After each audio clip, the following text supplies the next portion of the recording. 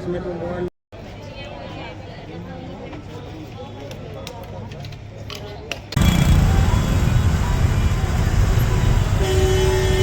मौत हो गई है, क्या अब तक सामने आई बताओ नीचे का। क्योंकि हम लोग को सूचना जैसे ही मिला एक्सीडेंट होने का, तो हम लोग आए वहाँ से लेके, तो वहाँ से तुरंत लेकर के आए हैं NMCH।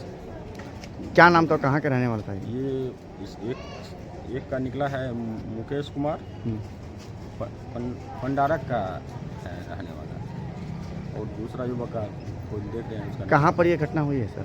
ये धर्मकाटा है, कसेरा धर्मकाटा है, बाईपास।